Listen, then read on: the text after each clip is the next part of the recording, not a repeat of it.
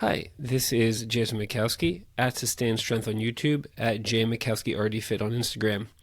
I also co-run an organization called Master My Run, which is a nutrition and strength training program designed for long-distance runners and marathoners. And today I wanted to take a look at how you can actually measure your own sweat rate to determine how much fluid you may need to consume, to drink during your runs. This can be a great way to make sure you don't end up dehydrated. So we're going to kind of step through this process here. I'm going to explain it to you. If you are interested in getting a copy of these instructions, feel free to send me a message either through Instagram or through YouTube, and I will try to get a copy of this over to you. So let's get started. So to understand what we're looking at here, first, when you go log your run, you're going to note the date. Okay, you're going to note the duration or the distance of the run. So you actually, it would be good to note both. So in this example, this person ran 4.24 miles, about 4.25 miles, in 41 minutes. Then you're going to note the environment.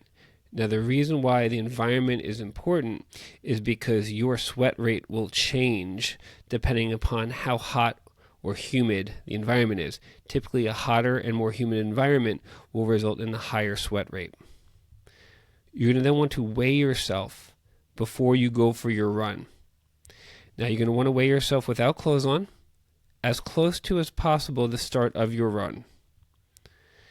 Then what you will do is you will measure your fluid intake in ounces. In other words, whether it's sports drink, water, whatnot, any beverage that you then consume or drink during your run, you measure, or you can pre-measure and consume it. During that run, you are also supposed to measure your output. In other words, if you go to the bathroom, you would need to then measure how much fluid you're outputting. That can be challenging to do. So if it's feasible, you could try to do a run where you're not having any sort of known output, aka you don't have to go to the bathroom and pee. And then when you finish your run, you go back inside as soon as reasonably possible. Don't drink any more fluid. If you drink more fluid, you have to count it. Take your clothes off, wipe your sweat off with a towel, lightly. Doesn't have to be perfect, but do a decent job. And then weigh yourself again. What we're looking to do and see is a difference between the beginning weight and the ending weight and how much weight you lost. Our goal is to not lose more than 1 to 2% of your body weight. So let's say if you were 150 pounds, you would then not want to lose more than about 1.5 to 3 pounds of body weight, of your weight, from before to after. If you did, then odds are you did not drink enough fluid, water, sports drink, etc., during your run, and would then want to make sure you drink more next time. Now, the key to understanding how to convert body weight loss to fluid is that knowing that there is about 16 ounces of fluid in 1 pound of body weight. So if you let's say were that 150-pound person and you lost 4 pounds, which means you lost at least 1 more pound than you should have ideally from your run, you would want to have consumed that 1 additional pound in fluid, so you would have only lost 3 pounds instead of 4. That means you should have consumed 16 extra ounces of fluid during that run, so that way you would have only lost 3 pounds instead of 4. If that was over a 1 hour run, then you would have had to consume an extra 16 ounces of fluid during that 1 hour. If it was over a 2 hour run, it would be that 16 ounces could have been split over the 2 hours. So let's say it would have been 8 ounces in the first hour, 8 ounces in the second. You would then have to pair that with whatever amount of fluid you already took in and add that in.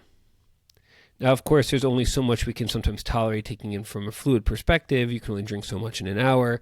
There's other realities and constraints to it, but this is kind of the baseline rate. Now you're going to want to actually do these measurements multiple times for different distances, different environments, different situations, because your sweat rate will change over time, and will change based off your environment.